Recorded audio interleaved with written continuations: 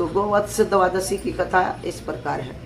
कार्तिक मास के कृष्ण पक्ष की द्वादशी गोवत्स मतलब गाय बछड़े के रूप में मनाई जाती है। गाय बछड़े की पूजा की जाती है इस दिन गाय बछड़े को पूजने का विधान है। पूजन के बाद उन्हें गेहूं से बने पदार्थ खाने का को देने चाहिए। इस दिन गाय का दूध व गेहूं के बने पदार्थों का प्रयोग वर्जित है। कटे फल का सेवन नहीं करना चाहिए। गोवत्स की कहानी सुनकर ब्राह्मणों को फल देने चाहिए। फल का ही प्रसाद बांटना चाहिए बगैर कटा हुआ। कथा इस प्रकार है। बहुत समय हुए सुवर्णपुर नगर में देवदानी राजा का राज्य था। राजा के सीता और गीता दो रानियां थी। राजा ने एक भैंस तथा एक गाय बछड़ा पाल रखा था। सीता भैंस की देखभाल करती थी तथा गीता गाय बछड़े की देखभाल करती थी। गीता बछड़े पर पुत्र के समान रस बरसाती थी। पुत्र के समान उसका लालन पालन करती थी गाय बछड़े का। एक दिन भैंस ने चुगली कर दी कि गीता रानी मुझसे ईर्ष्या करती है। ऐसा सुनकर सीता ने गाय के बछड़े को मारकर गेहूं के ढेर में छुपा दिया।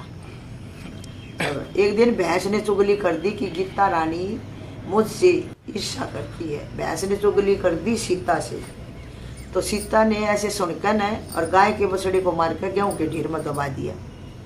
राजा जब भोजन करने बैठा तब मांस की वर्षा होने लगी। महल के अंदर चारों ओर रक्त और मांस दिखाई देने लगा। भोजन की थाली में मलमूत्र हो गया। राजा की समझ में कुछ नहीं आ रहा था। तभी आकाशवाणी हुई कि हे राजन, तुम्हारी रानी सीता ने गाय के बछड़े को मारकर गेहूं के ढेर में छिपा दिया है। कल गोवत्स द्वादशी है। तुम भैंस को राज्य से बाहर करके गोवत्स की पूजा करो। भैंस को तो राज्य से बाहर निकाल दो और गौ बछड़े की पूजा करो। तुम्हारे तप से बछड़ा जिंदा हो जाएगा। राजा ने ऐसा ही किया। जैसे ही राजा ने मन से बछड़े को याद किया वैसे ही बछड़ा गेहूं के ढेर से निकल कर आ गया। यह देख राजा प्रसन्न हो गया।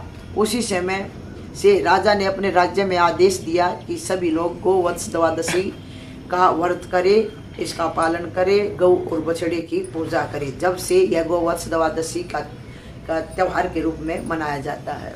बोल श्री कृष्ण भगवान की जय। श्री कृष्ण गोविंद हरे मुरारी, हे नाथ नारायण वासुदेव।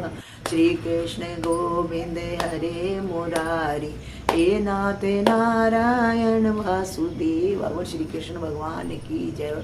रमा एकादशी माता की जय। गौ माता की जय। सभी बहनों को मीठी मीठी राम राम।